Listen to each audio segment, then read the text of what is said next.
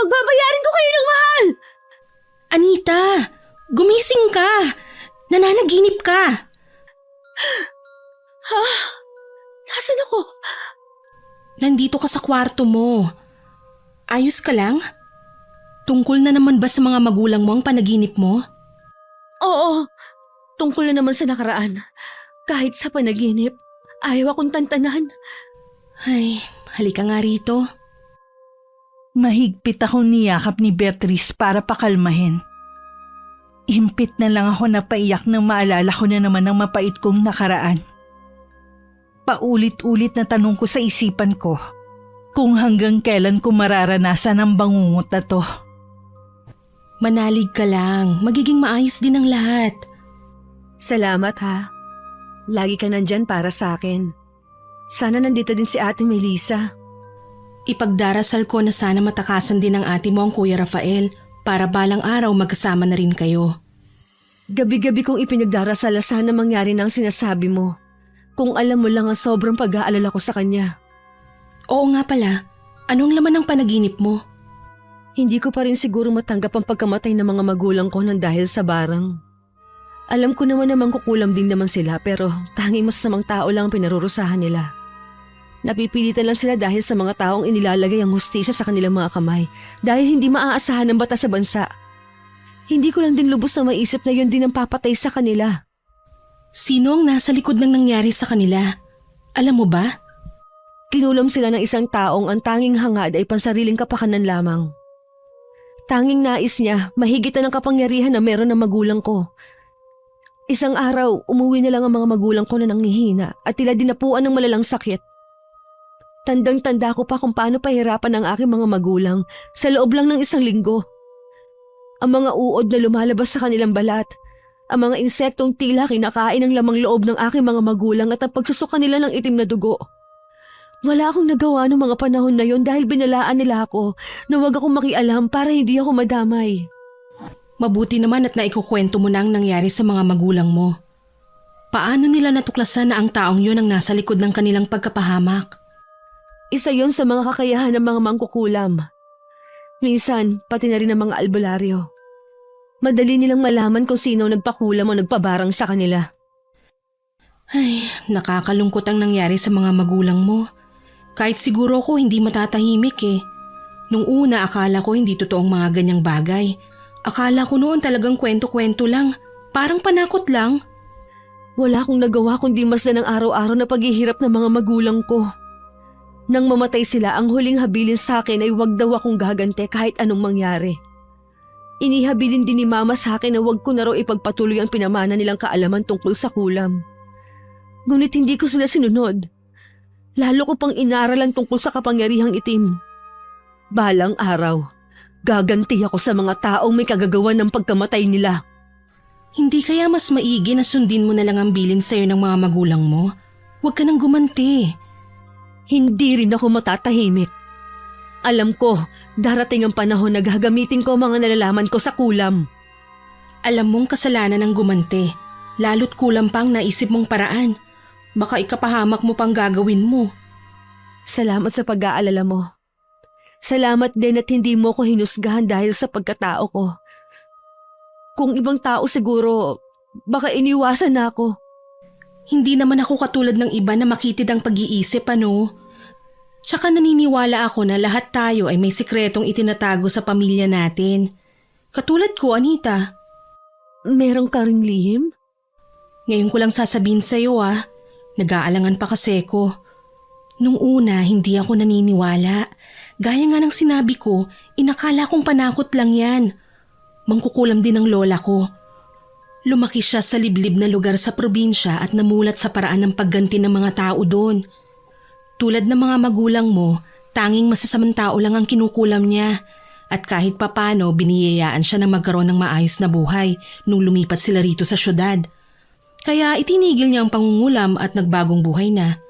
Hindi rin naniniwala ang mga magulang ko. Ang pagkakataon nga naman, parehong nasa dugo natin ang pagiging mangkukulam. Sinong mag-aakala na parehong may alam sa kulam ang pamilya natin? Ay, dahil sa masamang panaginip ko kung saan na umabot ang kwentuhan natin. Nabunyag pa ang lihim natin. Ang mabuti pa, matulog na tayo. Mahaba pa ang gabi. Mabuti pa nga. Pasensya ka na kung naistorbo kong tulog mo. Wala yun. Hindi naman pwede na pabayaan lang kita. Pagkatapos ng pag-uusap namin ni Beatrice, gumaan na ang pakiramdam ko. Nawala ang bigat sa dibdib ko. Lalo ko napatunayan kung gaano siya kabuti bilang kaibigan. Hindi man kami magkadugo, itinuturing ko na rin siyang parang kapatid. Nasundan ko pa siya ng tingin nang bumalik siya sa kanyang higaan. Bumalik na rin ako sa pagkakahiga ko. Ilang sandali pa, nakatulog na rin ako. Kinabukasan nagising na lang ako bigla. Dahil sa labis na kaba na hindi ko mawari kung para saan. Sinulyapan ko ang hinihigaan ni Beatrice, pero wala na siya roon. Noon ko lang napansin na napahaba ang tulog ko. Pagsulyap ko kasi sa orasan sa dingding, malapit nang magtanghalian. Agad kong hinagilap ang cellphone ko at tinignan ang messenger. Kagabi pa kasi walang message sa akin si Edward. Napakunot noon na lang ako nang makita kong ni isang message ay wala pa rin mula sa kanya. Naisip kong tawagan na lang siya. Pero hindi ko siya matawagan. Lalo tuloy akong kinutuban ng hindi maganda. Bahagya pa ako nagulat nang biglang tumunog ang cellphone ko.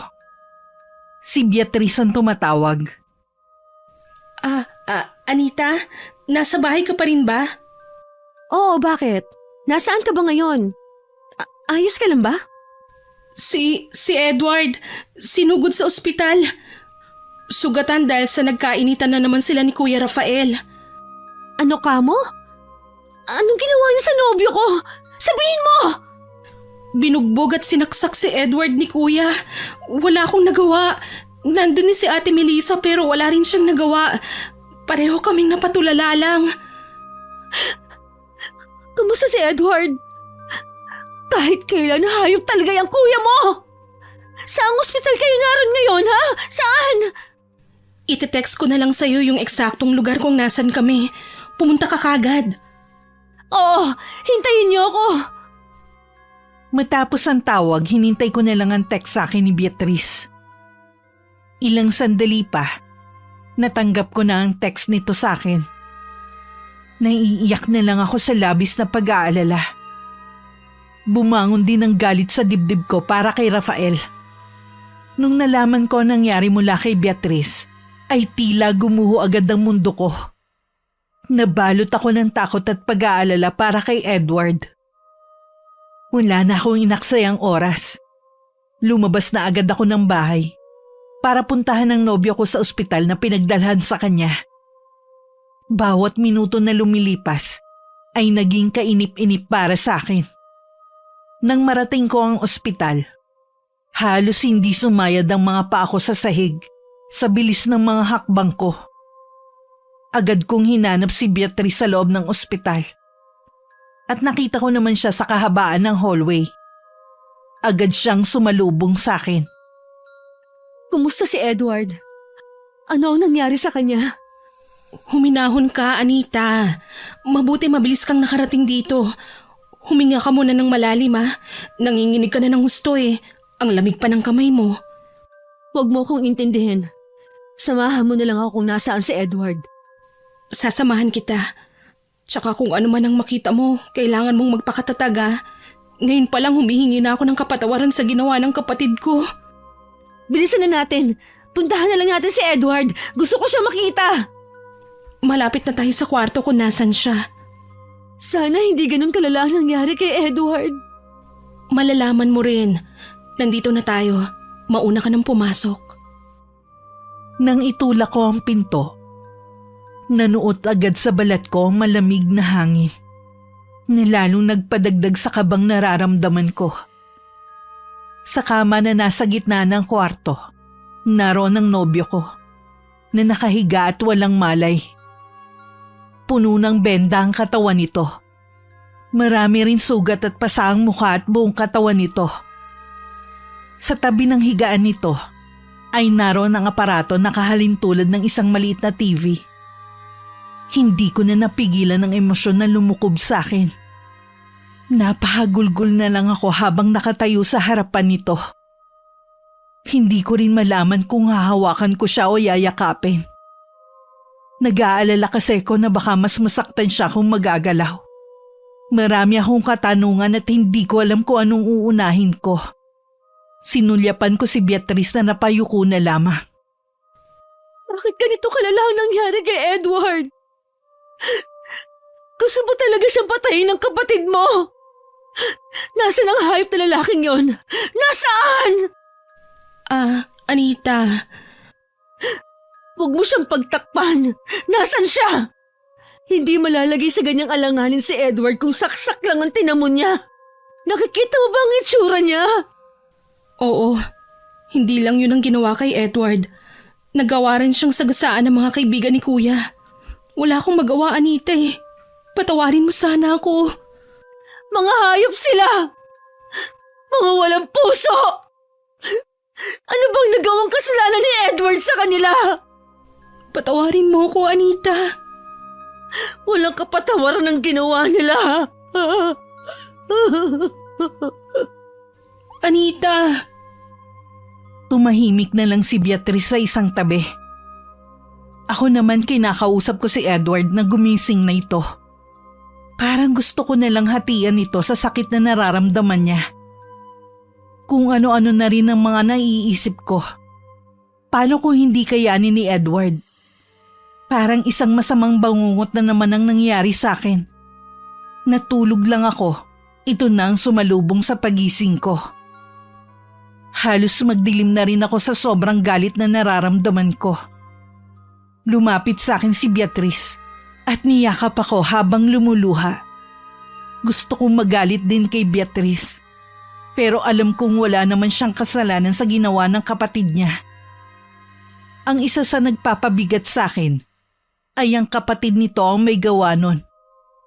Alam ko kasi na wala akong laban kay Rafael. Pera ang pananggalang nito sa mga masasamang ginagawa. Pera lagi ang pinangtatapal nito sa lahat ng taong kumakalaban sa kanya. Iniisip ko na magagawa pa kaya makuha ang hustisya ni Edward. Marahas kong pinahid ang mga luha ko at saka ko mawala sa pagkakayakap ni Beatrice. Hindi ba nasaksihan mo ang lahat ng nangyari?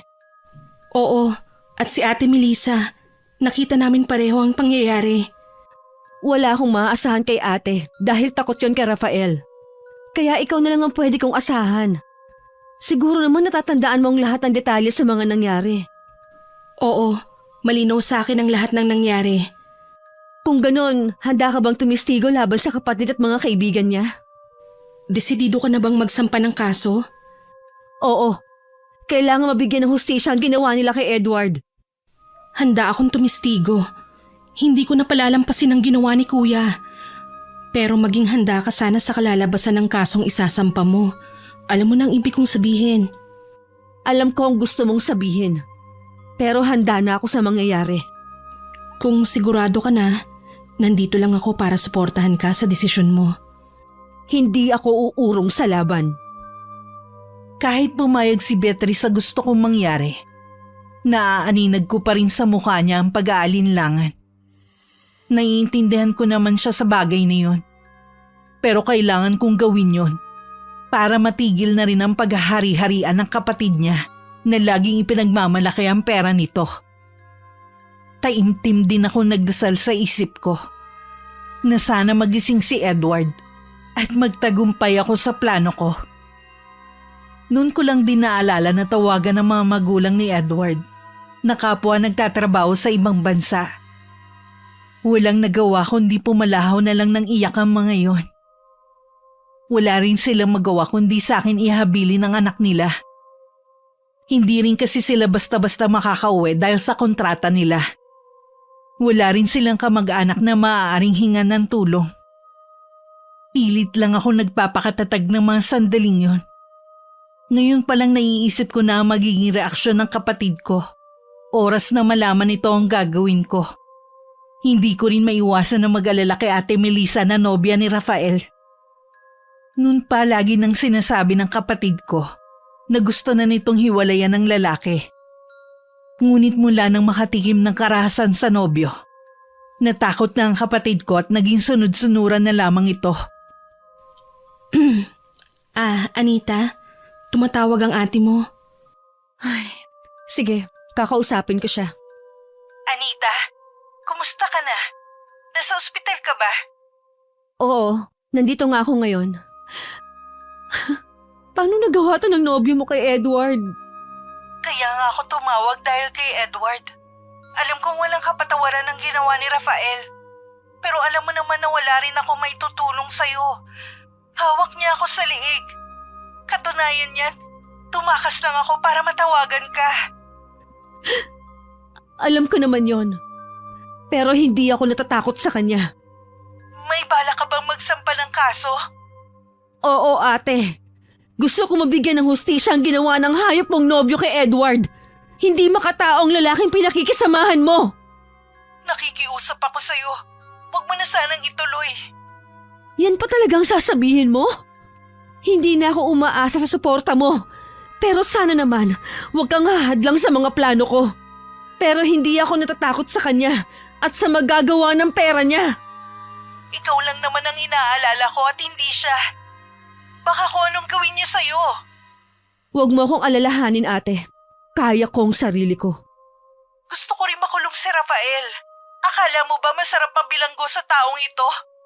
Matagal ko nang gustong makatakas sa impyerno na to. Pero wala akong kakayanan na kalabanin siya. Alam ko namang matapang ka at malakas ang loob. Pero hindi mo siya kayang banggain. Pwede kanyang baliktarin. O di kaya ipaligpit. Natatakot ako sa kaligtasan mo.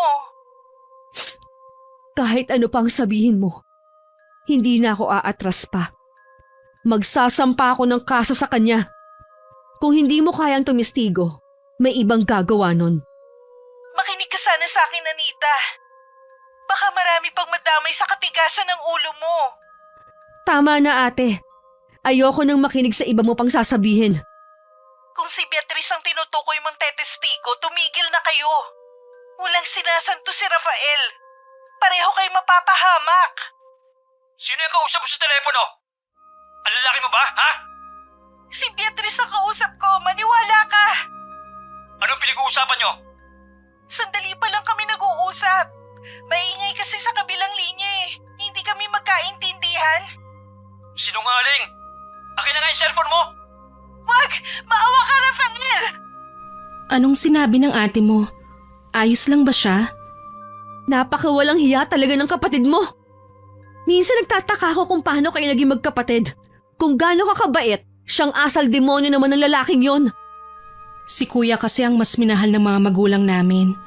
Mas siya ang pinapaboran nila lagi kahit puro problema ang inaakyat niya sa bahay namin. Lahat ng gusto niya, lagi ding ibinibigay nila. Kaya siguro lumaki ng ganun si kuya dahil sinusunod ang lahat ng layaw niya. Kahit nga ako nakakaranas ng kalupitan niya. Sensya ka na, Beatrice, kung napagbuntunan kita ng galit ko. Naiintindihan naman kita eh.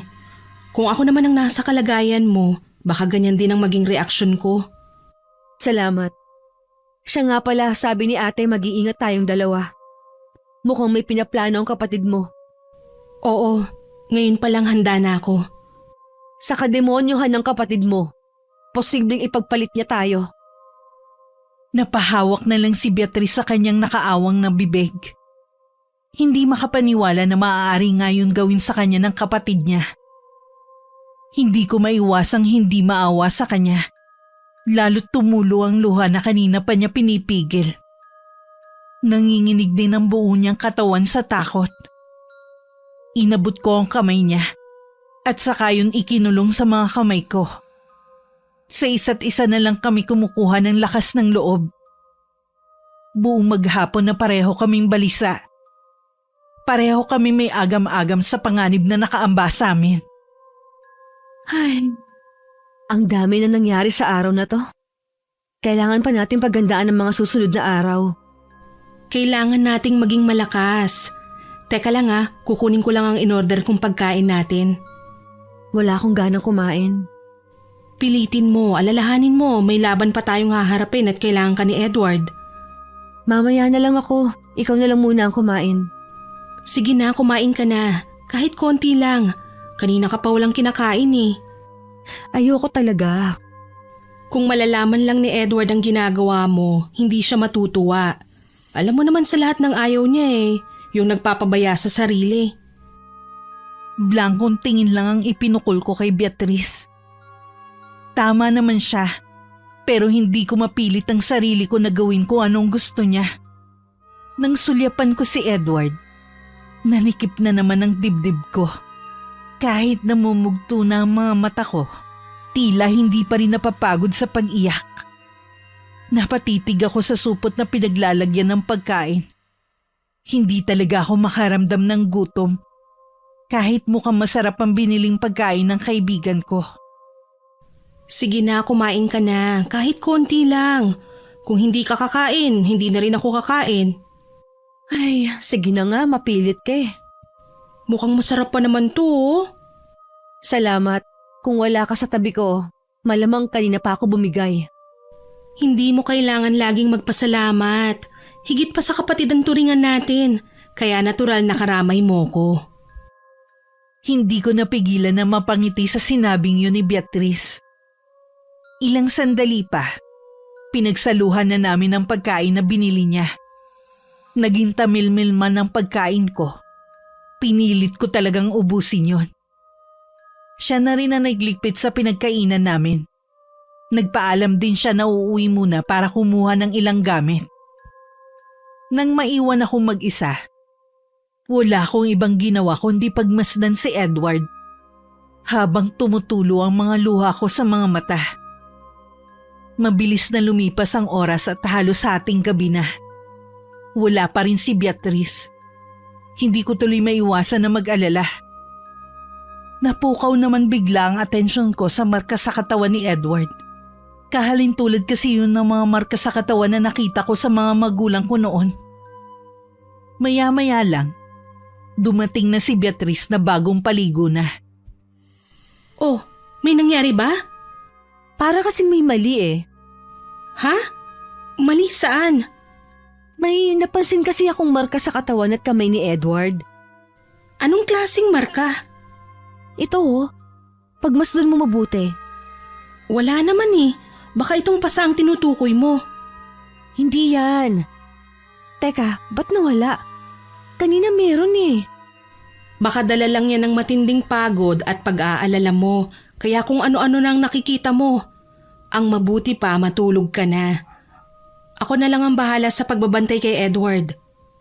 Sigurado ka ba? Oo naman. Sige na, ako nang bahala. Ako na rin ang kakausap sa doktor o nurse na papasok dito. Iidlip lang ako ng konti. Kailangan ko rin ng konting lakas. Wag lang idlip ang gagawin mo ha, matulog ka. Matapos kong umusal ng mahinang pasasalamat, ipinikit ko na ang mga mata ko. Bago ko tuluyang makatulog, naramdaman ko pa ang paglapat ng kumot sa katawan ko. Pakiramdam ko hindi pa ako natatagalan sa pagkakatulog nang magising ako dahil sa ingay. Nang imulat ko ang mga mata ko, nakita ko may kausap si Beatrice sa telepono. Mukhang nag-aaway sila ng nasa kabilang linya. Bumangon na lang ako at saka umayos ng upo. Wala akong pakialam kay kuya. Dapat pagbayaran niyang ginawa niya kay Edward. Ano, tatakasan niya na naman to? Kagaya ng pagtakas niya sa mga nakaraang kasalanan niya? Ano ba, ma? Pa? Kailan ba kayo mamumulat sa katotohanan na demonyo yung anak niyo? Tapos ako na naman ang isasakripisyo niyo para sa kanya? Manigas siya. Hindi ko alam kung anong demonyong sumapi dyan at bakit nagkaganyan yan. Hindi naman siya dating ganyan eh. Mga magulang mo ba ang kausap mo? Ay, nagising ba kita? Pasensya ka na ha. Sandali lang, tapusin ko lang ang pakikipag-usap ko sa kanila. Ma, kung ipagpipilitan niyo ang gusto niyo, kakalimutan ko na talaga kayo. Ano nangyayari? Bakit kayo nagtatalo ng mga magulang mo? Dahil sa hayop na kapatid ko. Gusto nilang itikom ko na lang ang bibig ko para sa ikabubuti ni kuya. Pero hindi man lang nila inisip ang ikabubuti ko at nung biktima ni kuya. Lagi na lang silang ganyan eh. Konsentidor nga talaga ang mga magulang mo. Hindi na ako nagtataka bakit ganyan ang naging ugali ng kuya mo. Sinabi mo pa. Kung ako lang ang masusunod, ipapakulam ko na siya. Sawang-sawa na ako sa kanya eh. Ni hindi nga siya nagpapakakuya sa akin eh. Talaga bang gusto mong ipakulam ang kapatid mo? Ha? Minsan naiisip ko na rin dahil sa mga kasalanan na ginagawa niya. Tsaka tingin ko ba takot na rin sa kanya ang mga magulang namin. Kaya sunod-sunuran na rin sa kanya. Naisip ko kasi, baka gamitin na naman ng kapatid mo ang pera niya para manipulahin ng batas. Kaya naisip ko na sa kamay ko na lang ilagay ang paniningil. Ang naiisip mo ay kulam? Nasa mukha ni Beatrice ang hindi pagkapaniwala. Seryoso ko siyang tinitigan. Naroon na naman ang pag-aalinlangan sa anyo niya. Nakikita ko rin na tila gusto rin niya ang plano ko. Umiwas muna siya ng tingin bago muling ibinalik sa akin ang paningin. Ay, sige, tutulungan kita. Talaga? Oo, naisip ko nga na baka kulam lang ang tanging paraan para magtino siya. At higit sa lahat, maigaganti na rin natin ang mga taong inapi niya. Kasama si Edward at ang ate ko. Pero kailangan buong loob mo na kulamin ng kapatid mo. Makakaya ko. Nakayanan niya ngang ipagahasa ako sa mga kaibigan niya.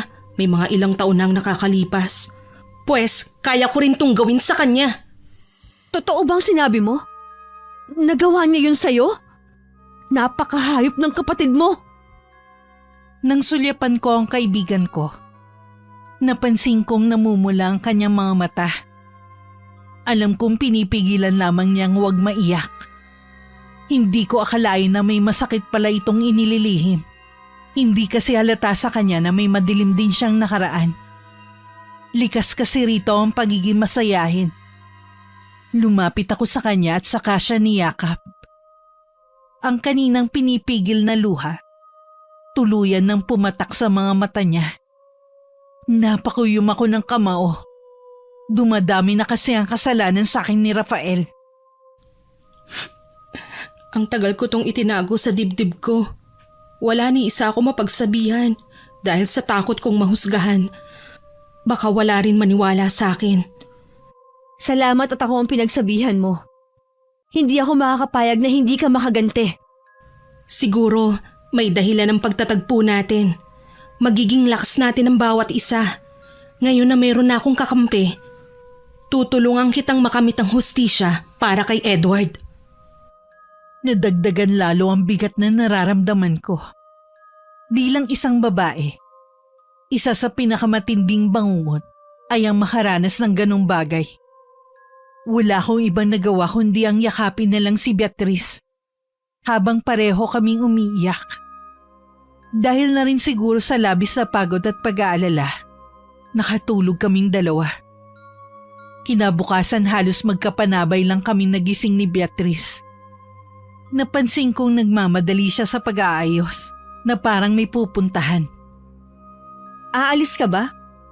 Oo, bibili lang ako ng makakain natin pero babalik din naman ako kagad. Idagdag mo na to sa pambibili mo. Itabi mo na lang yan. Alalahanin mo, malaki ang gagastusin mo dito sa ospital. Ako na lang ang bahala. Nakakahiya naman sa'yo. Wala kang dapat ikahiya. Sabi ko nga higit pa tayo sa tunay na magkapatid. Kung tutuusin, kulang pa ang ginagawa kong to sa laki ng kasalanan ng kapatid ko kay Edward. O sige, ikaw ang bahala. Mag-iingat ka sa paglabas mo. Nang tuluyang naisara ni Beatrice ang pinto, ay kaagad naman akong lumapit kay Edward para mapunasan ang katawan niya. Maingat ko ring inayos ang higaan niya.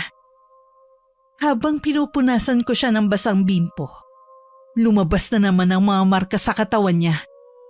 Napatitig ako sa tiyan niya. Wala sa loob ko na hinawakan ko yun. Napakatigas nun na parang bato. Bigla akong kinutuban na baka binabarang si Edward. Napaisip ako na malalim kung sino ang may gawa nun sa kanya. Wala naman kasi siyang kaaway kundi si Rafael lang. Pero palagay ko, hindi niya alam ang barang. Sa lalim ng iniisip ko, hindi ko na namalayan ang pagdating ni Beatrice. Tsaka ko lang siya namalayan ng kalabitin niya ako. Okay ka lang? Ha? Oo naman. Nag-aalala lang kasi ako kay Edward. Hanggang ngayon kasi hindi pa rin siya nagkakamalay. Teka, ano tong parang marka sa katawan ni Edward? Wala naman to kahapon ah. Yan ang sinasabi ko sa'yo. Ano kaya ang ibig sabihin ng marka na yan? Sana mali ang hinala ko. Ganyan kasi nangyari sa mga magulang ko noon. Ang marka na yan ay tanda ng barang. Ha? Sino naman kaya ang gagawa nun kay Edward? Imposible namang si kuya. Hindi nga niya alam ang kulam o barang eh. Ay, kung tama ako, hindi ko alam kung kakayanin kong gamutin si Edward. Ano ang gagawin natin? Nasa panganib ang buhay ni Edward. Hindi ko pa alam. Pero hindi ako papayag na may masamang mangyari kay Edward. Hindi kaya kakilala din niya ang may gawa nun sa kanya? Posible din. Marami kasing dahilan ng pambabarang. Maaaring dahil gusto gumante o may iba pang motibo. Maaaring inggit din. Ang iba, gusto lamang makuha ang kanilang espiritu at saka ikinukulong sa katawan ng manika. Hindi ko maiwasan na makaramdam ng takot. Ngayon hindi lang si kuya ang kalaban natin, kundi meron pang iba. Pinakamahirap kalabanin ay ang barang. Matitigil lamang ang sumpa oras na mamatay na ang biktima. Ipagdasal na lang natin ang paggaling ni Edward. Naniniwala pa rin ako na pinakamabisa pa rin ang panalangin. Ay, ang mabuti pa, kumain na tayo. O sige. Kahit dinadagsa tayo ng problema, huwag pa rin natin pababayaan ang mga sarili natin. Kailangan din nating magpakalakas. Tama ka ng mga sinabi. Tahimik naman naming pinagsaluhan ng pagkain namin. Alam ko kahit hindi magsalita si Beatrice, pareho kami ng laman ng isipan. Kahit wala pa rin ganang kumain, pinilit ko pa rin malamnan ang tiyan ko. Nang mga sandaling yun, dama ko na ang labis na pagkahapo, pero kailangan ko pa rin lumaban. Itutuloy pa ba natin ang pagkulam kay kuya? Medyo nagdadalawang isip na ako ngayon na gawin. Pero gusto ko pa rin siyang magbayad sa ginawa niya. Inaalala ko kasi ang kalagayan ni Edward. Nasa mahirap na sitwasyon na nga siya. May bumabarang pa sa kanya. Hindi ko alam kung pagsubok pa ba ito sa amin o parusa. Naging mabuti naman siyang tao. Bakit kailangan niya tong danasin? Pagsubok man o parusa, huwag tayong susuko. Alam kong kasalanan ito sa Panginoon. Pero sana mapatawad niya tayo sa masamang plano natin sa kapatid mo. Hindi man niya tayo mapatawad sa gagawin natin, gusto ko pa rin ituloy. Alang-alang sa akin at sa mga taong nakaranas ng kalupitan ng kapatid ko. Gusto ko rin yan. Wala sa isip kong pumatay. Gusto ko lang mahirapan ang kapatid mo. Para malaman niya ang pakiramdam ng ginagawa niya sa kapwa niya. Sabihan mo lang ako kung anong gagawin ko. Nasasabik na rin ako sa gagawin nating paghihiganti. Oo, planuhin nating mabuti. Gawin na natin sana ito sa lalong madaling panahon. Habang nasa loob ng banyo si Beatrice, inayos ko naman ang pinagkainan namin. Pagkatapos tinanggal ko na rin ang iba naming kalat. Anumang oras kasi, papasok na naman ang nurse at doktor na magmomonitor sa kalagayan ni Edward. Paglabas ni Beatrice, ako naman ang nagbanyo sandali. Naabutan ko pa ang nurse at doktor na tumingin sa nobyo ko. Malungkot na umiling sa akin ng doktor at sinabi nitong wala pa rin pagbabago sa kalagayan nito. Alam ko na nahihirapan ka na rin. Kung sakali na hindi man makaligtas si Edward, at least makakaganti ka sa taong may gawa nito sa kanya. Oras ang kalaban natin. Baka mamaya kasi makaisip pang tumakas at magtago ng kapatid ko. Ay, alam ko. Kung ganon, ituloy na natin ang plano natin. Kung inaakala ng kapatid mo na makakatakas siya, nagkakamali siya. Hindi ako katulad ng iba na masisindak niya. Tama yan, pero kailangan natin ng may titingin kay Edward. Huwag mo siyang alalahanin. Tumawag ang nanay niya. Anumang sandali, makakauwi siya dahil pinayagan siya ng amo niya. Pagdating niya, tsaka natin isasagawa ang mga plano natin. Mabuti naman kung ganon. Hindi tayo mag-aalala sa kalagayan ni Edward. Kailangan natin makahanap ng lugar. Huwag mo nang alalahanin yon. Ako nang bahala. Ang kailangan mong gawin, makakuha ng gamit o buhok ng kapatid mo. Ako na ang bahala sa bagay na yan. Kapag ba dumating na ang nanay ni Edward, tsaka tayo kikilos kaagad? Oo, para wala tayong ibang iintindihin kundi ang ating plano.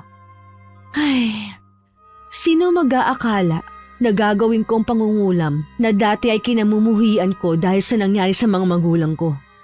Sadya talagang sinusubok ako ng pangyayari sa buhay ko. Lahat naman tayo sinusubok ng mga problema eh. Pero ang mga nangyayari sa atin, hindi na madadaan pa sa pagpapatawad. Bilib nga ako sa iyo sa tibay ng loob na pinapakita mo. Huwag kang mag-alala, karamay mo ko. Maraming salamat talaga, Beatrice. Inaalala ko rin kasi ang kapatid ko. Mula nang mawala ang mga magulang namin, marami na ako napansing pagbabago sa kanya. Kung alam mo lang talaga ang totoong ugali ng ate mo, baka magulat ka. Anong ibig mong sabihin? Huwag mo na lang pansinin ang sinabi ko. Mas maigi kasi kung ikaw mismo ang makakita. Bakit hindi mo pa sabihin? Ayoko. Mas gusto ko kasing ikaw mismo ang makaalam, lalo na't kapatid mo siya. Napatitig na lang ako kay Beatrice habang napapakunot ng noo. Nadagdagan patuloy ang iniisip ko dahil sa sinabi niyang yun. Aminado kong kahit magkapatid kami ni Ate Melissa, hindi namin ganun kakilala ang isa't isa. Ang napansin ko lang nung magkasama pa kami ay ang kakaiba niyang ikinikilos na tingin ko normal naman. Dahil sa sinabi ng kaibigan ko, tila nagkaroon ako ngayon ng pag-aalala sa kapatid ko. Bigla tuloy ako napatanong sa sarili ko. May mga kailangan ba akong malaman sa kapatid ko? Ano ang mga itinatago niya sa akin? Lumipas muli ang nakakainip na sandali. Pakiramdam ko, taon na ang nakalipas sa ospital na yon. Lalo tuloy na dagdagan ng mga bumabagabag sa akin. Bigla tuloy ako nasabik na makita ang kapatid ko. O kahit makausap man lang siya. Habang nakasandal ako sa upuan at nakatingin sa puting kisame, biglang tumunog ang cellphone ko. Nang tingnan ko ang screen, ang kapatid ko ang tumatawag. Sa nanginginig na kamay, sinagot ko ang tawag. Anita, kumusta ka na? Ayos naman. Ikaw? Hindi ka ba sinaktan ni Rafael? Mabuti naman. Ayos lang din naman ako. Huwag mo kong alalahanin. Alam ko marami ka nang iniisip. Kahit wala pa ring malay si Edward, maayos na ang lagay niya ngayon. Ano ka mo? Paano nangyari yon? Bakit parang hindi ka natutuwa? Ha? Hindi naman. Akala ko kasi maluba siya. Anita, tinatawag kasi ako ni Rafael. Tatawagan na lang ulit kita, ha? Teka, ate! Ay, wala na. May gusto pa naman sana akong itanong. Parang may kakaiba sa tono niya. Lalo lang tuloy na dagdagan ng mga alalahanin ko at mga iniisip ko. Kailangan ko na talaga magawa ang plano namin para makawala na rin ang kapatid ko sa hayop na yon. Nabaling ang atensyon ko nang marinig ko ang pag-ungol ni Edward na tila nahihirapan. Tila may sumasakit sa kanya. Bigla kong napalapit sa tabi niya. Tumawag ako ng nurse. Habang naghihintay, napansin ko ulit ang paglitaw ng mga marka sa katawan niya. Pabiling-biling na rin siya. Hindi ko tuloy malaman kung hahawakan ko ba siya o hindi. Maya-maya lang dumating na rin ang nurse at doktor. Tumabi muna ako para matignan nila ang nobyo ko. Habang nakatingin ako sa mga marka niya sa katawan, lalo ko nasisiguro na binabara nga si Edward. Hindi ko makayanan na nakikita kong paghihirap niya. Kaya lumabas muna ako at saka tinawagan si Beatrice kung nasa na ba ito. Sagutin mo ang tawag ko, Beatrice. Pakiusap. Bigla kang napatawag. May problema ba dyan? Kasalukuyan kasi akong namimili eh. Kailangan ko ng albularyo. Ha? Bakit? Kailangan makahanap tayo sa lalong madaling panahon. Baka may kakilala ka. Oo, meron. Yung kapatid ni Lola sa probinsya, si Lolo Tiago. Magaling na albularyo yon, pero malayo nga lang ang lugar niya. Papuntahin mo siya dito sa ospital. Kailangan ni Edward ang albularyo. Hindi siya kayang pagalingin ng mga doktor. Oo, papupuntahin ko siya. Malala na pa si Edward? Ikukwento ko na lang sa'yo pagdating mo. Oo, sige. Malapit na rin naman akong matapos. Babalik na rin ako kagad dyan. Sige, hihintayin na lang kita. Ingat ka. Habang hinihintay ko si Beatrice, palakad-lakad ako sa hallway. Inaalala ko ang lagay ngayon ng nobyo ko. Sana nakinig na lang ako sa sinasabi ng isip ko. Sana noon pa ako naghanap ng albularyo. Sa dami ko kasing iniisip din, hindi ko na alam kung anong uunahin ko. Kahit isa akong mangkukulam, kulang pa rin ako sa kaalaman sa pangontra at kung paano mapapagaling ang isang taong binabarang. Makalipas lamang ang ilang minuto, dumating na rin si Beatrice. May mga bitbit siya pero hindi doon nakatuon ang atensyon ko. Buti dumating ka na. Ano yung sinasabi mo kanina? Gaya ng sinabi ko kanina, kailangan natin ng albularyo para kay Edward. Nakumpirma mo na ba? Oo, tama nga ako. Papupuntahin ko dito si Lolo Tiago. Huwag kang mag-alala. Magiging maayos din ang lahat. May isang bagay kasing gumugulo sa akin. Ang mga nangyayari, kahalin tulad kasi sa nangyari sa mga magulang ko. Hindi kaya iisa lang ang nasa likod ng lahat? Hindi ko alam ang isasagot sa tanong mo eh. Hintayin na lang natin ang lolo ko. Baka masagot niya ang mga tanong mo. May itatanong lang ako tungkol sa lolo mo. Marunong ba sa barang o kulam ang lolo mo? Oo, marunong siya. Pero kahit kailan hindi niya ginawa. Panggagamot lang talaga. Baka kako, pwede na siya na lang ang gumawa ng kulam sa kapatid mo. Hindi yun papayag eh. Apo din niya si kuya. Tsaka gaya ng sinabi ko, nanggagamot lang siya. Hindi naman natin sasabihin kung sino ang kukulamin niya. Basta ibigay na lang natin ang gamit ng taong kukulamin niya. Sa tingin mo, hindi yun malalaman ni Lolo Tiago? Mali mo. Sana makumbinsin mo siya. Hindi ko alam eh. Tsaka hanggat maaari ayokong mandamay pa ng ibang tao sa plano natin. Pagkatapos ng pag-uusap namin, umalis na si Beatrice para kausapin ng isang tao. Habang hinihintay ko siyang bumalik, tumawag naman sa akin ang ina ni Edward. Tinatanong nito ang kalagayan ng anak niya. At sinabi nito na madidelay ang dating dahil sa bagyo sa kanila. Kanselado di umano ang biyahe sa lahat ng paliparan. Hindi naman nagtagal ang pag-uusap namin at kaagad na nitong tinapos dahil sa limitadong oras sa pagtawag. Matapos ang pag-uusap namin ni tita, ay sakto naman dumating na si Beatrice. Nakausap ko na si Lolo Tiago sa telepono at pumayag naman siya. Sinabi ko rin sa kanya ang ilang detalye. Kailan daw siya pupunta? Bukas daw ang dating ni Lolo. Sana hindi tayo nakaabala sa kanya. Baka kasi marami siyang ginagawa sa kanila eh. Hindi naman daw, kaya lang nung kausap ko siya, baka ito na raw ang huling panggagamot niya. Tumatanda na raw kasi siya eh. Buti nga napapayag natin siya. Muntik na pala tayong mahuli. Buti na pabigyan pa tayo. Oo nga. Ay, Para saan naman diyang napakalalim mong buntong hininga? manggagamot lang si Lolo. Hindi pa kasi ako nagbabanggit ng tungkol sa kulam, kaagad na niya akong sinabihan na hindi siya gagawa ng ibang bagay maliban sa panggagamot. Palagay ko, alam ni Lolo ang plano natin. Ay, magaling nga talaga ang lolo mo. Biruin mo, alam niya agad. Ay, wala na tayong pagpipilian. Tayo talaga ang gagawa. Ganun na nga. Mabuti na rin yun para wala nang madamay na ibang tao. Sana matapos na agad ang lahat ng mga nangyayari. Gusto ko na rin magbagong buhay. Huwag kang mag-alala. Matatapos din ang mga pagsubok na ito. Sa totoo lang, pagod na ako sa kaiiyak. Gusto ko na lang matapos ito. Mas kailangan mong magpakatatag ngayon. Huwag kang bibitaw. Tandaan mo, nandito lang ako.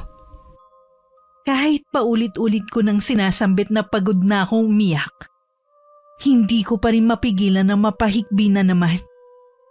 Isang yakap naman ang ibinigay sa akin ni Beatrice. Nagpakawala naman ako ng malalim na paghinga para maibsan ang paninikip ng dibdib ko. Umaasa na lang ako na kapag natapos ko nang magawa ang kulam kay Rafael, pare-pareho na kaming matatahimik. Siya lang naman kasi ang punot dulo ng lahat ng pangyayari. Nananahimik ako, basta na lang siyang manggugulo at sasaktan si Edward. Tama lang sa kanya ang makatanggap ng kaparusahan. Nang gabing yun, kahit puno ng alalahanin ng mga puso namin, mahimbing pa rin kaming nakatulog na magkaibigan.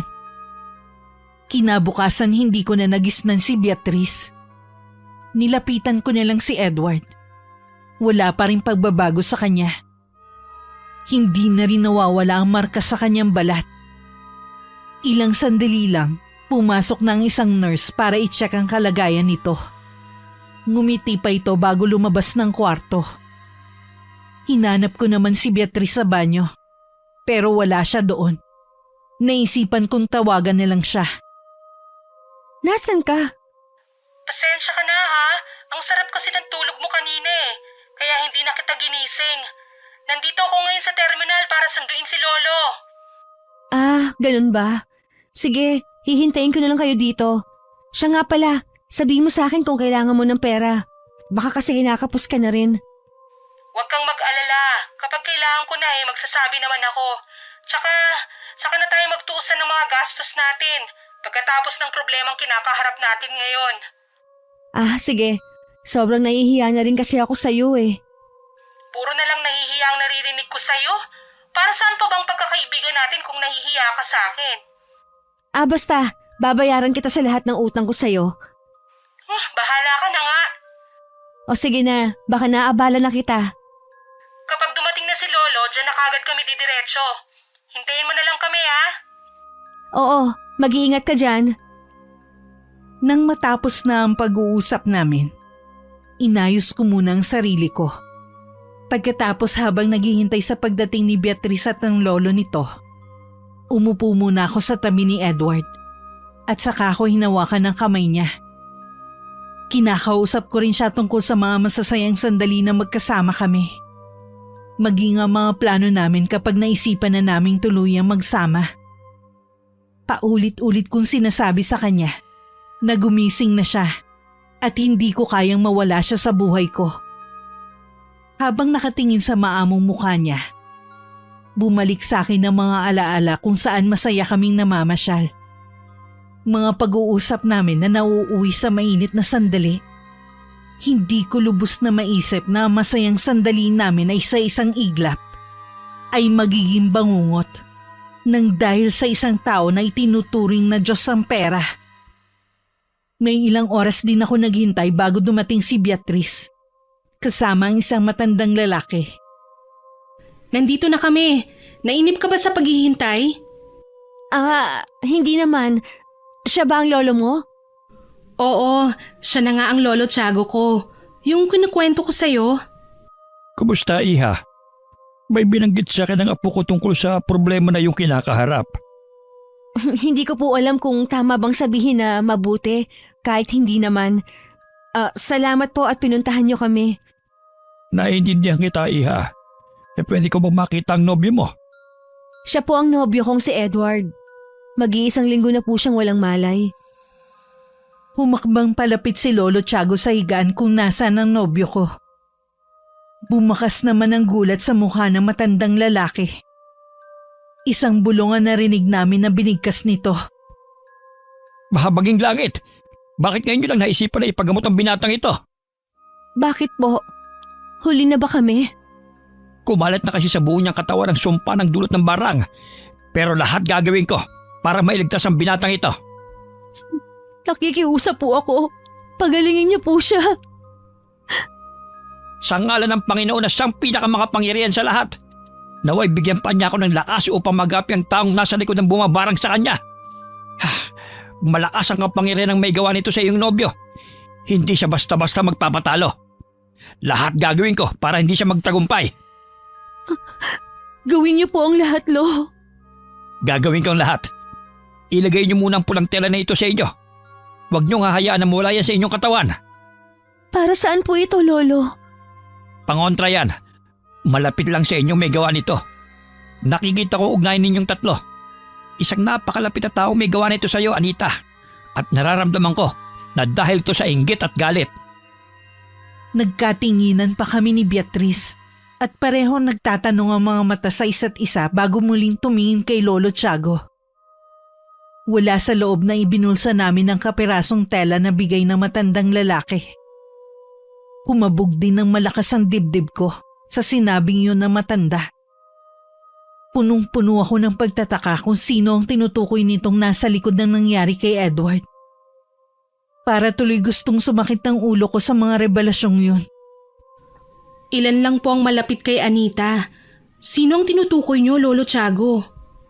Masasagot ko ang mga tanong mo, Iha, kapag nakapag-orasyon na ako. Aalamin ko kung sino.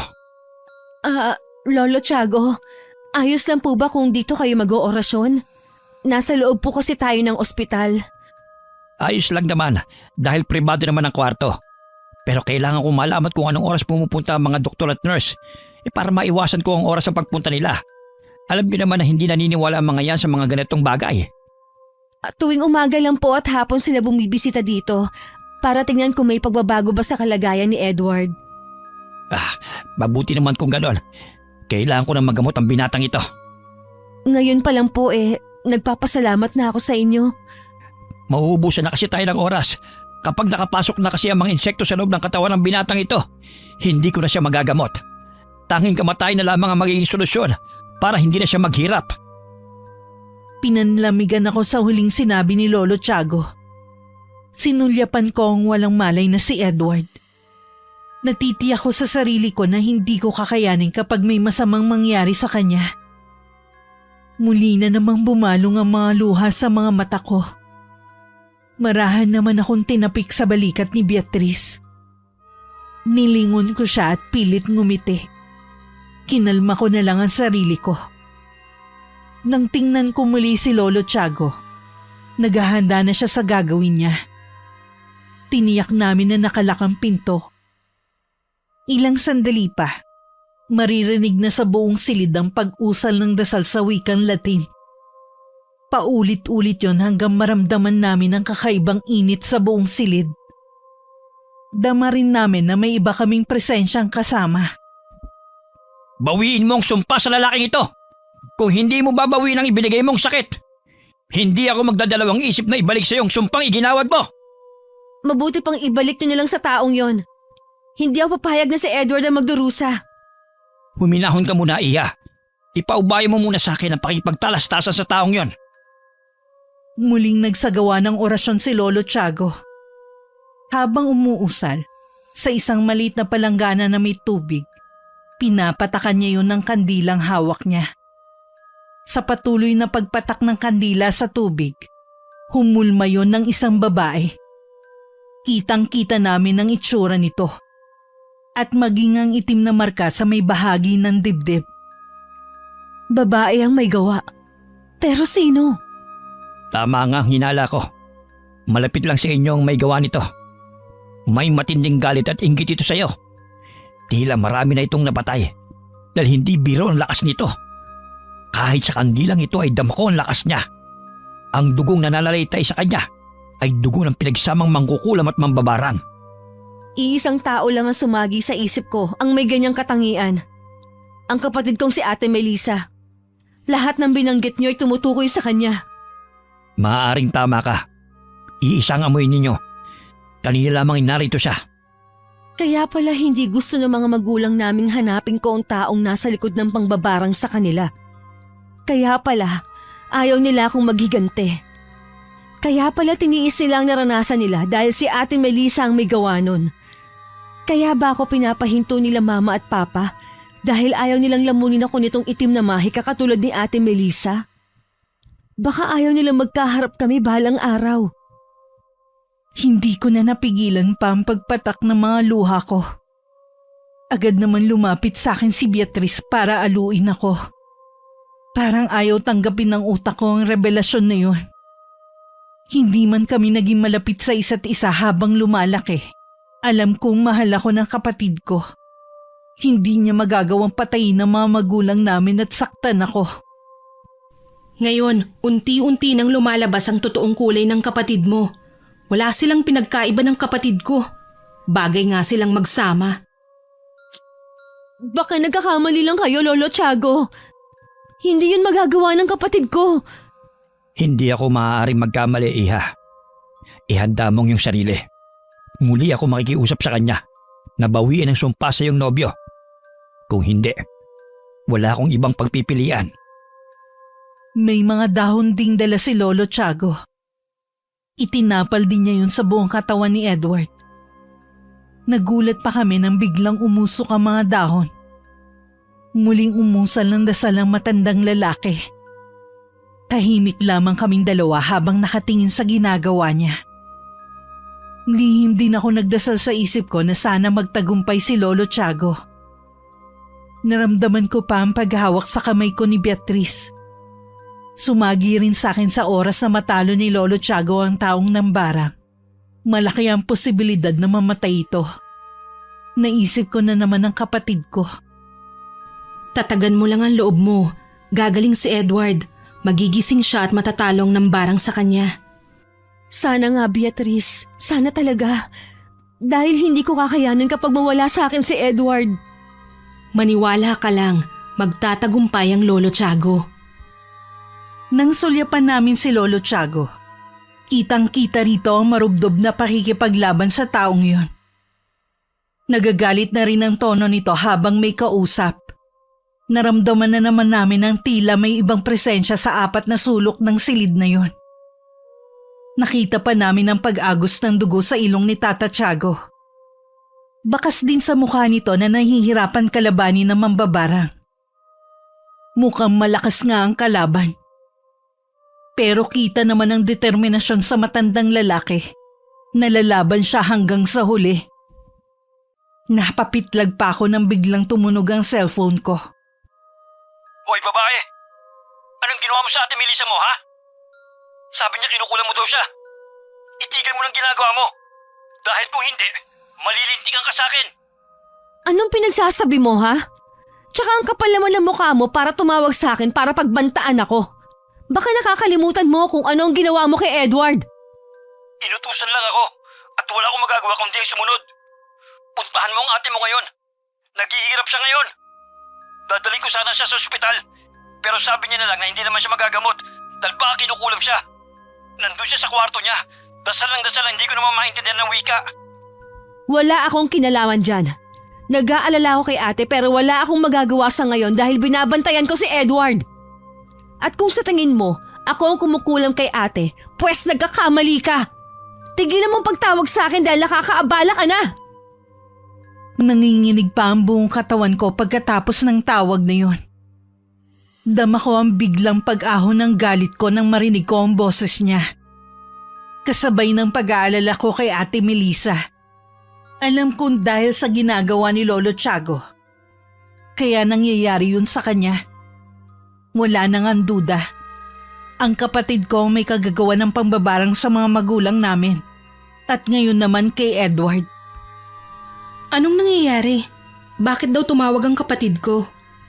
Ang kuya mo, galit na galit dahil hinang-hina daw si ate ngayon. Sinabi ni ate na baka kinukulam siya at ako ang pinaghihinalaan ni Rafael. Sinabi rin niya na nagdadasal si ate nang hindi niya maintindihan na wika. Tama ako, Beatrice. Tama ako. Si ate nga talagang nasa likod ng lahat ng ito.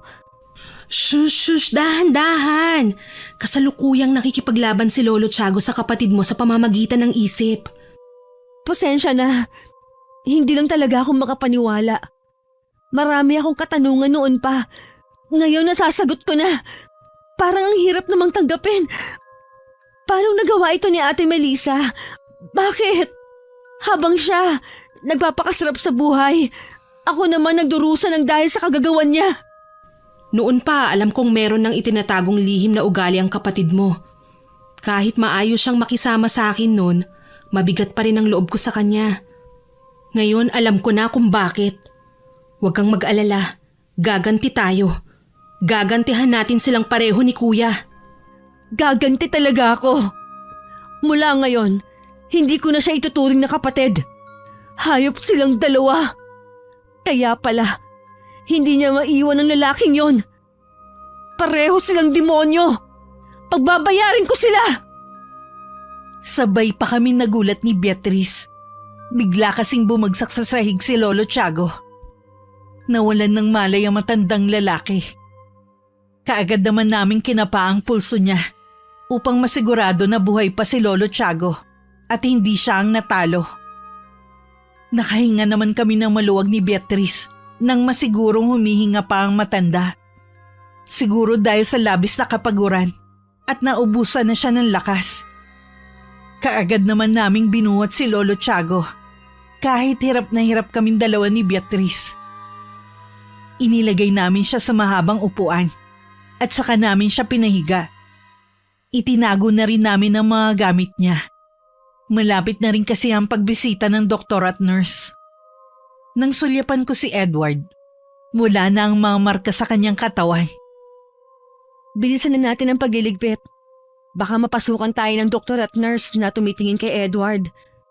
Hayan, tapos na. Saktong naitago na namin ang mga kagamitan ni Lolo Tiago nang dumating na nga ang doktor at nurse na tumitingin kay Edward. Kahit malamig sa kwarto, butil-butil pa rin ang pawis naming dalawa. Binati pa nila kami. Naginantihan naman namin ng matipid ng ngiti. Sinulyapan pa nila si Lolo Tiago na nakahiga sa sofa. Hindi naman sila nagbigay pa ng komento. Habang tinitignan nila si Edward, sinabi ng doktor na himala na meron ng pagbabago sa kalagayan nito. Magsasagawa daw muli ng panibagong pagsusuri para masigurong ligtas na nga ang nobyo ko sa kapahamakan. Pagkatapos ng ilang minutong pagsusuri sa nobyo ko, lumabas na rin sila ng kwarto. Hindi ko napigilan na mapangiti. Alam ko kasing ligtas na sa peligro ang nobyo ko. Isa lang ang ibig sabihin nun. Nagtagumpay si Lolo Tiago. Kaya lang, paano ang ate mo? Wala na akong pakialam sa kanya. Kung ano man ang nangyari sa kanya, kagustuhan niya yon. Marami pa siyang dapat pagbayaran. Kung sakali mang buhay pa siya, gagantihan ko pa rin siya. Sigurado ka ba? Baka magbago na naman ang isip mo niyan. Hindi na. Malinaw na sa akin ang lahat. Gagawin natin ang plano hanggat nandito pa si Lolo Tiago para may gumabay sa atin. At siya na muna magbabantay kay Edward kung maaari. Hindi ko pa kasi alam kung kailan ba talaga uuwi ang nanay niya. Tiyak naman na hindi pa iiwan ni Lolo Tiago si Edward. Sa pagkakaalam ko kasi, kapag nanggagamot siya, kahit magaling na ang ginamot niya, hindi niya basta iniiwan kaagad. Kapag nagising si Lolo Tiago, kakausapin natin siya ng masinsinan. Napasulyap pa kami nang makitang unti-unti na nagkakamalay si Lolo Tiago. Humakbang kami palapit sa kanya. Umayos naman siya ng upo at hinilot-hilot pa ang sentido bago tumingin sa amin. Ayos na po ba kayo, Lo? Nawalan po kayo ng malay kanina eh. Oo, maayos na ang pakiramdam ko. Sadyang napakalakas ng nakalaban ko kaya naubos ang lakas ko kanina. Pero sa tagal ko ng albularyo, wala pang nakatalo sa akin. Mabuti naman po at maayos na ang pakiramdam ninyo. Salamat po at ginamot ninyo si Edward. Kahit nasa idang lakas ko at kapangyarihan, ang mahalaga, natalo ko ang mambabarang na yon. Pero may kailangan kayong malaman. Nararamdaman ko na buhay pa siya hanggang ngayon. Pero hindi na rin magtatagal ang buhay niya. Ibinalik ko kasi sa kanya ang sumpa. Ibig niyo pong sabihin, hindi na po magtatagal ang buhay niya? Ganoon na nga, iha. Doble ang balik ng sumpa sa kanya. Ang barang ay katumbas din ng kamatayan. Ang pinakamasakit na katotohanan, ikaw na ang natalo. Bumalik pa sa iyo ang ginawa mo at kamatayan pa naghihintay sa iyo. Baka oras o araw na lamang ang nalalabi sa kanya. Bago siya mawala, gaganti muna ako. Sa paanong parang kagaganti? Nasa dugo ko po ang pagiging mangkukulam. Gaganti po ako sa pamamagitan ng kulam. Ipapalasap ko sa kanya ang mga ginawa niya. Ngayong mahina na siya, wala na siyang laban sa akin. Sigurado ka ba dyan sa gagawin mo? Alalahanin mo, lahat ng masamang gagawin natin sa kapwa natin ay may balik din sa atin. Kahit sila pa ang nauna, kaya nga masama ang gumante. Sigurado na po ako sa gagawin ko. Hindi na po magbabagong pasya ko. Buong buhay akong nabuhay sa bangungot na siya palang may kagagawan. Kaya tama lang po na gantihan ko siya. Lolo, pwede bang kayo munang magbantay kay Edward? Sasama ka rin ba, Beatrice? Opo hindi ko po pwedeng hindi samahan ng kaibigan ko. Buo na po ang desisyon ko, Lo. Nasa hustong gulang ka na para magdesisyon. Pero pinapaalalahanan ko kayo sa gagawin ninyo. Masama ang gumante. Dapat handa rin kayo sa kahihinatnan ng gagawin ninyo. Alam ko po, Lolo. Naiiling na lang si Lolo Tiago habang nakatingin sa amin ng apo niya. Bago niya kami pinayagan umalis, binasbasan din niya kami. Ipinaalala rin niya ang kapirasong tela na ibinigay sa amin bilang proteksyon. Lumapit lang ako kay Edward at hinalikan ko siya sa labi. Wala na kaming inaksayang oras. Dinala lang namin ang mahalagang bagay bago kami umalis. Pupunta pa ba ako sa bahay? Wag na. Diretso na tayo sa apartment natin. Litrato na lang nila ang gagamitin natin. Baka mapahamak ka pa kapag pumunta ka pa sa bahay ninyo. Baka ikaw pang pagbunto na ng galit ng kapatid mo. Naisip ko nga yun pero handa naman na ako. Mabuti, malapit na rin gumabi. Mas makapangyarihan ang pagiging mangkukulam ko kung sa gabi ko ito'y sasagawa. Nang may dumaang taxi, agad na namin yung pinara para mas mabilis kaming makarating sa inuupahan naming apartment. Kahit hindi sabihin ni Beatrice, alam ko kabado din siya kagaya ko. Nang hawakan ko ang kamay niya, napakalamig nun. May 1 oras din na naging biyahe namin bago kami nakauwi sa amin. Nagpalingalinga pa ako bago pumasok sa loob. May mga manika ka palang nakatago? Oo, galing pa mga ngayon sa mga magulang ko. Yun ang tanging alaala nila sa akin. 2 ba ang gagamitin natin? Gusto ko kasi na sabay silang magdusa. Oo. Ay, kung alam ko lang talagang si Ate Melissa ang may gawa nun sa mga magulang namin. Matagal ko na sanang pinarusahan ng demonyong yun. Sana, mabigyan ko ng hustisya ang pagkamatay nila. Ito rin ang una at huling beses ko na gagawin ito. Ako din. Nang matapos ang pag-uusap namin ni Beatrice, kaagad kong hinanap ang kahon na pinaglalagyan ng mga hindi ko pa nagagamit na voodoo dolls. Kinuha ko ang 2 manika at mga karayom na iba't iba ang laki. Kinuha ko na rin ang itim na libro para sa gagawin kong kulam. Dahil hindi ko naman ginagamit, napuno na ng alikabok ang mga gamit ko. Bigla rin ako nakaramdam ng lungkot at pangungulila sa aking mga magulang.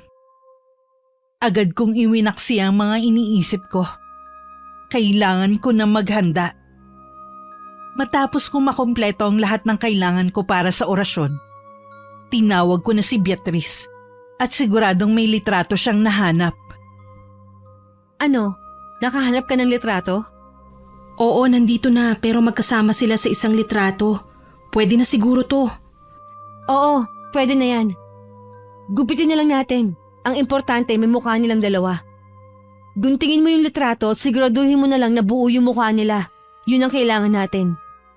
Sige, gugupitin ko na. Kukunin ko na ang mga kandilang gagamitin ko at posporo. Hindi na ako makapaghintay pa. Pareho kaming kabado. Habang inaasikaso ko ang mga kakailanganin ko, pabilis naman ang pabilis ang tibok ng puso ko. Para kaming inahabol ng 10 kabayo sa bilis ng aming pagkilos. Inalis ko rin sa puso ko ang anumang damdamin na pwedeng maging hadlang para ituloy ko ang binabala ko. Kailangan ko rin samantalahin habang mahina pa si Ate Melissa. Mas mahinang katawan, mas mabilis umepekto ang kulam. Handa na ako. Ako din. Umpisahan na natin. Ano ang magiging papel ko? Sasabayan mo ako sa orasyon. Ihanda mo rin ang iyong palad. Dahil gagamitin natin ang dugo nating pareho para mas maging malakas ang kulam. Hihiwain ba ng malaki? Hindi. Ang importante lang ay may pumatak na dugo sa mga manika. Handa ka na ba? Kanina pa ako handa. Nakita ko pang napapikit si Beatrice, sabay ang tanda. Pareho kaming huminga ng malalim at sinimulan na namin mag-orasyon. Pinatay namin ang ilaw sa kwarto at nagsindi na kami ng kandila. Isinandal din namin ang mga manika na may mga litrato nila Ate Melissa at Rafael. Sinimulan ko na rin ang pagbasa sa wikang Latin habang nakatingin ako sa itim na libro. Habang nasa kalagitnaan na kami ng orasyon, ay huminto kami upang sugatan ang aming daliri. Sabay naming ginilitan ng aming mga daliri at hinayaan nitong dumugo. Tinatakan namin ng 2 manika. Pagkatapos sinunod ko naman ang pagtusok ng mga karayom sa katawan ng mga yon. Ilang sandali lang, naramdaman ko na ang epekto ng kulam. Alam ko gumana na sa kanila ang sumpang iginawad ko. Pagod na pagod kami ni Beatrice pagkatapos. Pareho kaming nanghihina ng mga sandaling yon. Inutusan ko si Beatrice na tawagan ng kapatid niya. Tatawagan ko si kuya? Ngayon na? Oo, para malaman natin ang kalagayan nila ngayon. O sige, kukunin ko lang ang cellphone ko. Kuya? Bakit ka tumawag? Anong kailangan mo? Marami pa akong problema ngayon. Hinang-hina na ang katawan ni Melissa at hindi ko alam kung anong gagawin ko. Gusto ko lang naman mangamusta, kuya, sa inyo ni mama. Sinenyasan ko si Beatrice na magpatuloy lang sa pakikipag-usap. Habang nag-uusap ang magkapatid, ay kaagad kong kinuha ang 2 manika. Dahan-dahan kong inabot kay Beatrice ang manika ni Rafael. Kaagad naman niya itong hinawakan. At sinenyasan ko na tusukin ang manika at ginawa niya. Dinig na dinig namin ang malakas na sigaw ni Rafael. Kaya inulit pa namin. Ayos ka lang, kuya? Anong nangyayari? Hindi ko alam. Parang may tumutusok sa katawan ko. Baka pagod lang yan, kuya. Magpahinga ka na. Paalam. Hindi na kami nag-aksaya pa ng oras. Pinagtututusok na namin ng karayom ang mga manika. Ibinuhos na namin lahat ng galit at sakit na nararamdaman namin. Umiiyak at tumatawa kami habang patuloy na tinutusok ang mga manika. Para kaming mga baliw dahil sa ginagawa namin. O masasabing nababaliw na talaga kami. Pero wala na kaming paki sa mga bagay na yon. Ibinuhos na namin lahat ng galit at hinanakit namin sa 2 manika. Dahil sa kapaguran, pareho kaming nawalan ng malay ni Beatrice. Nang magising kami, napansin namin ang mga karayom na nakatusok sa puso ng mga manika. Nanlaki ang mga mata namin at napagtanto ang nangyari. Itinago ko na mga ginamit namin. At nangakong hindi na muling ilalabas sa pinagtataguan nito. Kahit 3:00 pa lang ng madaling araw, bumalik na tayo sa ospital. Mabuti pa nga. Wala naman kasi tayong gagawin pa dito. Gusto ko na rin kasi makita si Edward. Sige, maghahanda na ako. May aayusin lang ako sandali. Pagkatapos ng paghahanda, lumabas na kami ng inuupahan naming apartment. Nag-abang na kami ng masasakyan pabalik ng ospital. Dito naman sa lungsod, kahit anong oras ay may mga masasakyan naman. Kaya di rin nagtagal nakasakay na ulit kami ng taxi. Matapos ang halos 1 oras na biyahe, nakarating na kami sa ospital. Parang may pakpak ang aking mga paa na nagmamadaling pumasok sa kwarto ni Edward. Ganun na lang ang gulat ko sa nadatnan. Edward, gising ka na? Salamat naman, nagising ka na rin. Kung alam mo lang ang sobra naming pag-aalala sa'yo, lalo na si Anita. Kung alam mo lang na halos mabaliw-baliw ako sa paghihintay kung kailan ka magigising. Lolo, kailan pa siya nagising? Kaninang hating gabi lang. Nagulat na lang ako bigla nang makita ko na tumatayo siya. Hindi pa nga lang siya nakakapagsalita. Lolo Tiago, may pumunta na bang doktor dito? Tinignan na ba nila ulit si Edward? Oo, iha.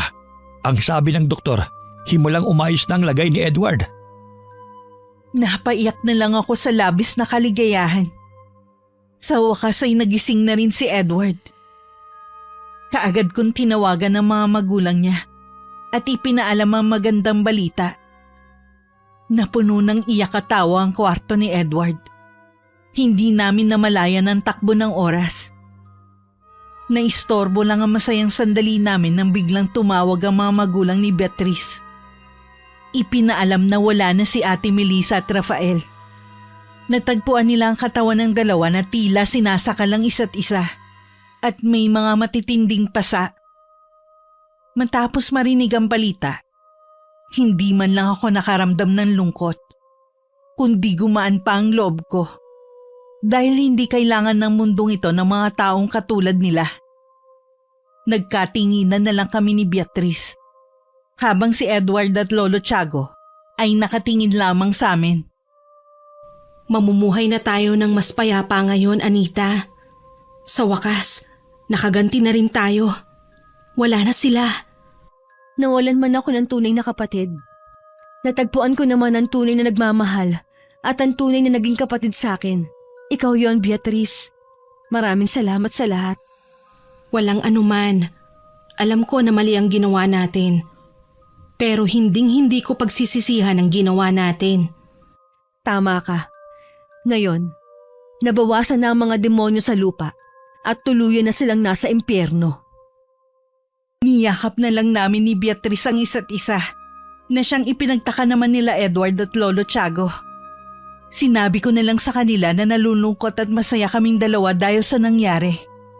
Kunwari pa kaming umiyak para hindi kami mahalata. Masama na kung masama, pero walang bahid ng pagsisisi akong nararamdaman. Nabigyan ko na ng hustisya sila Mama, Papa at si Edward, pati na rin ang sarili ko. At yun na mas importante ngayon. Hindi ko iminumungkahi na gawin niyo ang ginawa ko. Hindi madali ang pangkukulam sa kapwa natin. Ngunit nais ko lang sabihin sa inyo na huwag maging masama sa kapwa-tao.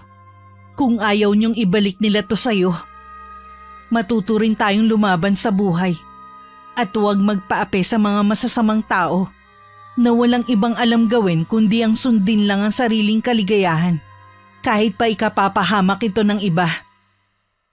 Naway maging paalala ang kwento na ito sa inyo. Na maging mabuti sa kapwa, kapatid, kaanak, magulang, kaklase, kasintahan, o kung ano pa man sila sa'yo. Dahil babalik at babalik ang karma sa'yo. At para sa akin, handa akong tanggapin ang karmang darating sa akin. Dahil sa pinaglaban ko na hustisya. Wakas. Pagbabayarin